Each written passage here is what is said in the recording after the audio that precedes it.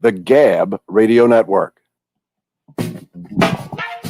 Thank you for tuning in for this edition of Justice Watch with Attorney Zulu Ali. I am Attorney Zulu Ali with the Justice Watch crew, Rosa Nunez, Michael Bilal Clark, Dr. Akil Bashir, and Andrea Rodeman. This week, like every week, we'll be discussing critical and legal and social justice issues that are impacting our community. This is actually our special Black History Month edition of Justice Watch. We have a very, very special guest with us today. Is Dr. Amiri Yassin AlHadid. He is actually the former chair and professor at Tennessee State University. He received his bachelor's degree at Alabama State University, and he received his PhD in sociology from the University of California. He's an author, he's a scholar, and he's personally somebody who's near and dear to me. He's actually my mentor, and I always said that I received my education as a student, and I continue to grow and learn from him today. And all of my other schooling was just a training to me, and he basically laced me spiritually and mentally. And as I said the last time, you're going to learn something today, for sure. So thank you for joining us again today, Dr. AlHadid. Is he on? Yes, I'm here. Okay. Sorry about that. Okay. So anyway, so again, thank you for joining us. Okay. Thank you, brother. Yeah. And basically, we're going to focus today on the legacy of Malcolm X. Actually, our topic is the Black History Month and the legacy of Malcolm X.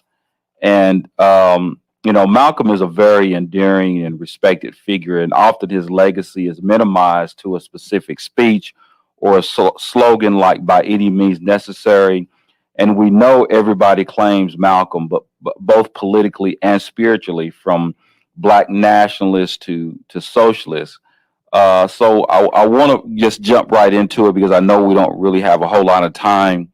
But I kind of want to see if you can kind of lay out the complexities of Malcolm as both a national and a global figure. Oh, yes, sir.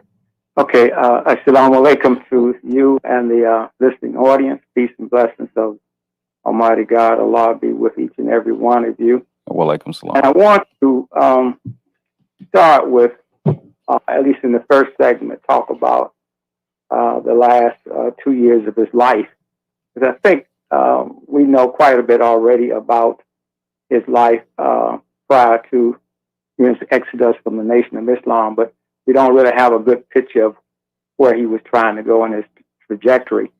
So I'd like to share with the audience 3 quotes, one from the Quran, and then one a hadith or a saying from the Prophet Muhammad, and then a quote from Brother Malcolm. And I think that would sort of set the table and the landscape for what I would like to contribute and say going forward. The Quran, it says, "A mosque whose foundation was laid from the first day on piety is more worthy of your standing forth for prayer therein. In it are men who love to be purified, and Allah loves those who make themselves pure." I'm establishing this as a baseline because, as you know, when he left the Nation of Islam, he did establish a mosque, the Muslim Mosque Incorporated. And he drew a clear line of demarcation between mainstream or Sunni Islam or universal Islam and the type of Islam that he participated in the Nation of Islam from outside of the prison from 1952 to 1963. But he had actually converted in prison. He converted as early as 1948. And then when he came out, he became the assistant minister, along with his brother, Wolford, who was the minister, Muhammad Mosque number 1 there in Detroit. So I want to, start from that. And the reason I want to do that is because, as you well know, I've read books and journal articles and watched documentaries about Malcolm X, or as I prefer to call him, AlHadid al-Shabazz. And what you will find without exception is at least 95% of those sources, whether they're primary or secondary, tend to focus on his ideology as a Pan-Africanist, his ideology as a nationalist, and they don't really focus on his development, from beginning to end as a Muslim. So I want to establish, that baseline. The other quote is from Prophet Muhammad Sallallahu Alaihi Wasallam. He says, "The Prophet, peace and blessing be upon him, said, none of you will have faith till he wishes for his Muslim brother what he likes for himself." And finally, from Hajj Malik himself, this is a statement he made after he left the Nation of Islam. "I am and always will be a Muslim. My religion is Islam. I do not pretend to be a divine man, but I do believe in divine guidance, divine power, and the fulfillment of divine prophecy. My sincerity are my credentials." And as you know, on March the 8th, 1964, after it was clear that he was not going to be let back into the Nation of Islam. Now, let me share with the audience what happened. Hajj Malik gave a speech in New York on December the 1st, 1963. It was titled "God's Judgment of America."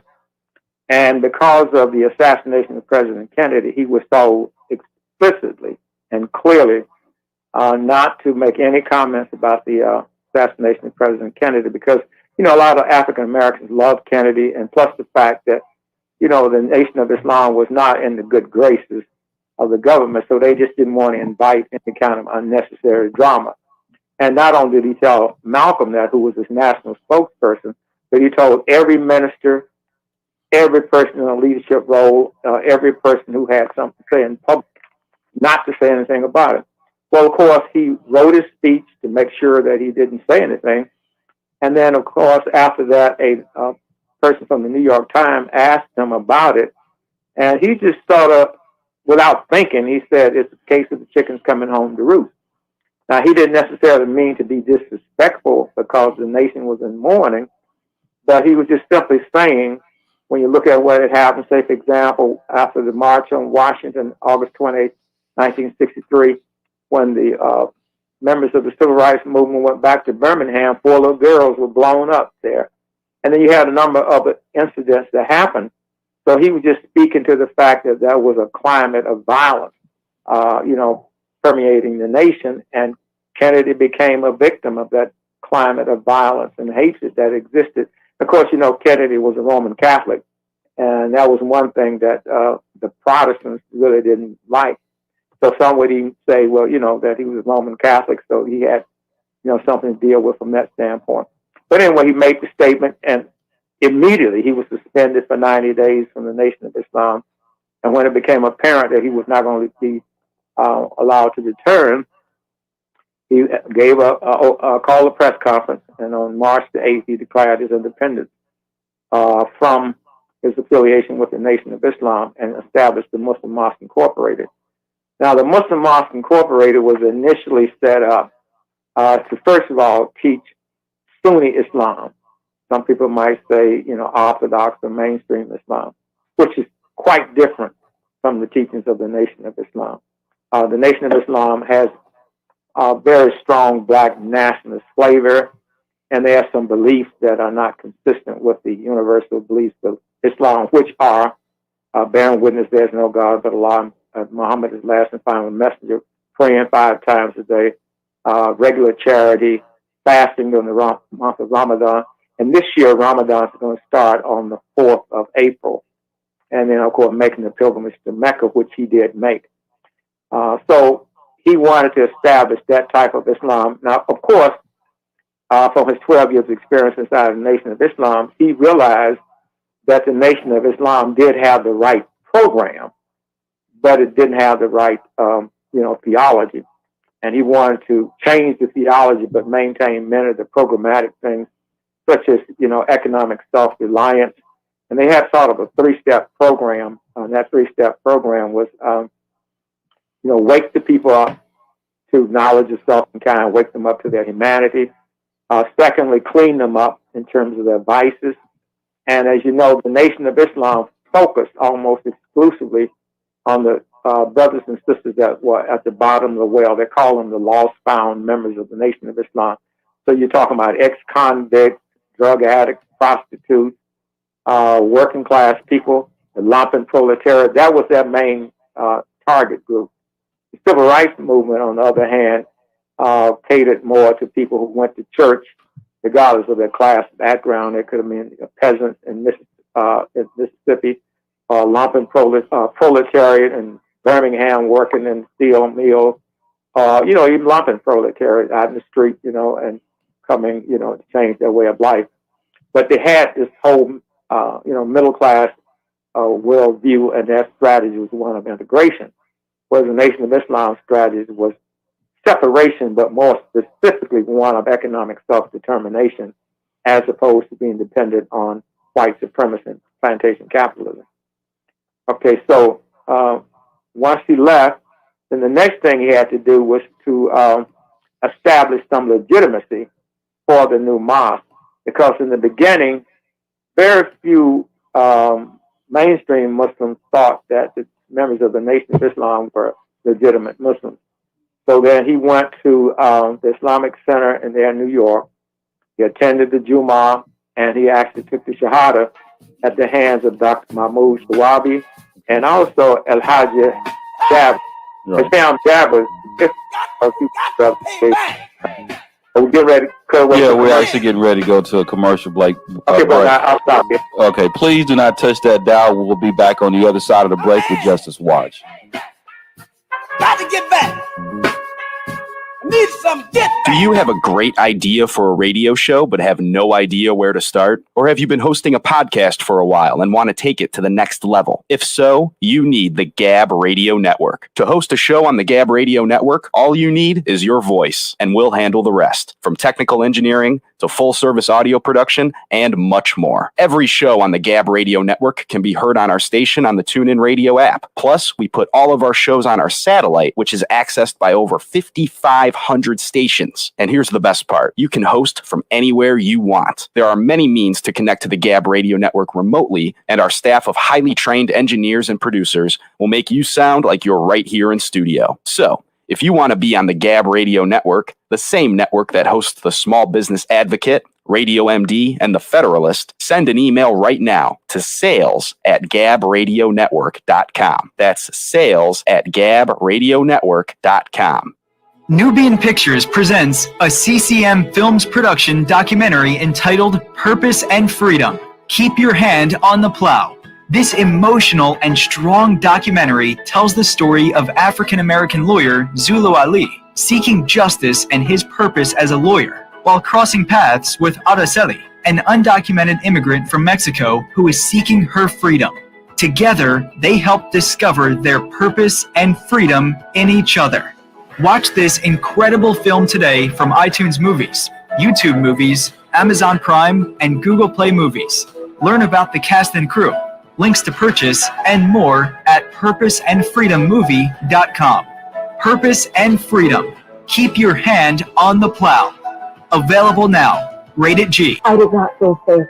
That's why I decided to come to California, because I didn't feel safe in Mexico. It's kind of like the system, and if you go outside the system, then it becomes a struggle. Are you an immigrant seeking defense representation and are looking to protect your rights? Or maybe someone who is experiencing an injustice or discrimination and need a lawyer you can trust? Well, that's exactly why you need the help of award-winning trial lawyer Zulu Ali. The law offices of Zulu Ali provides immigration defense representation for those seeking justice and looking to protect their rights. If you or a loved one needs professional legal advice and representation, then contact Zulu Ali. Zulu Ali's firm focuses on criminal law, family law, civil and personal injury, and international law. Zulu Ali is a former police officer and U.S. Marine, so you know you're in good hands. Serving all of California and immigration cases nationwide, representing victims and suspects at the International Criminal Court at The Hague. Call Zulu Ali today at 888-682-3049 or visit ZuluAliLaw.com.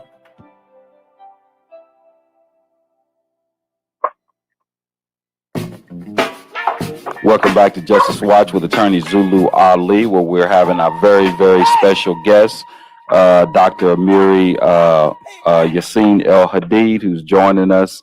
And I guess, Doc, you were kind of getting ready to get to your next point, so I was going to allow you to go ahead. Inshallah. The next point I was about to make was that in order to legitimize his claim to being a proper Muslim, he took the Shahada and he said the following words: I bear witness, I hereby declare that I am a true Muslim. I bear witness that there is no God but Allah, and I bear witness that Muhammad is the apostle of Allah and his last prophet. Now, he actually wrote that out. You know, you don't, when you take the Shahada, you don't have to write it out. But because he had written a letter to become a Muslim with the Nation of Islam, he had that idea that I need to write this down on a piece of paper and then sign my name. So Dr. Shawabi took that and they put a portfolio together in order for him to make the Hajj. As I said, Hisham Jabber was a witness, and Dr. Mahmoud Shawabi was also a witness. He was in charge of the Islamic Center there in New York, in Manhattan. And he was also connected with the Muslim World League. The Muslim World League is pretty much a dawah organization. They're concerned about propagating proper Islam across the world. They provide students with scholarships, etc. So he was working with that type of support. And in the Quran, as I said, the Hajj is the fifth pillar of Islam. And in the Quran it says, and proclaim the pilgrimage. Then let them complete the rites prescribed for them, perform their vows, and again circumambulate the ancient house. So it was about going to Hajj and seeing Muslims of all backgrounds. He saw a microcosm of the human family, all of whom were in a part of the Ummah of Prophet Muhammad, or the world community of Muslims. So that caused him to start rethinking some of his ideas. Now, it just wasn't an epiphany or something miraculous that happened when he made the Hajj. His mind had been trending in that direction as early as 1959, when he traveled abroad for the first time, bearing the name in his passport of Malik al-Shabazz. And his mission there was to set up an itinerary for the Honorable Elijah Muhammad to make the Umrah, which is the lesser Hajj. And he set up the protocol, his trips to Saudi Arabia, his trips to Pakistan and other areas. Because Elijah Muhammad now was thinking about changing the Nation of Islam to proper Islam. He had a son there at Azhar University, Dr. Akbar Muhammad, who got his doctorate degree from Edinburgh, and for many years he was professor of African history and Islamic studies at State University of New York in Binghamton, New York. I met him at Vanderbilt University back in the early 70s when he was director of the African American Studies program there. He was helping, to build that program. So he left Vanderbilt in Nashville and then went to New York. And then he had another son by the name of Wallace Muhammad, who was also very astute in terms of Arabic and Quran. And those two younger sons were going to be very instrumental in helping Honorable Elijah Muhammad to transition the Nation of Islam into mainstream or, Sunni Islam. So I wanted to, highlight that, but you asked me to talk about the second organization, and I want to get to the Organization of Afro-American Unity. Now, after he completed the Hajj, he made, if you will, a second pilgrimage throughout Africa. He traveled to 14 countries in Africa and spoke to at least 14 heads of states in those countries. I started sampling ideas from people like Gamal Abdel Nasser in Egypt, Kwame Nkrumah in Ghana, Sekou Touré in Guinea, and other, leaders, Julius Nyerere in Tanzania, Jomo Kenyatta in Kenya, Kenneth Kaunda in Zambia.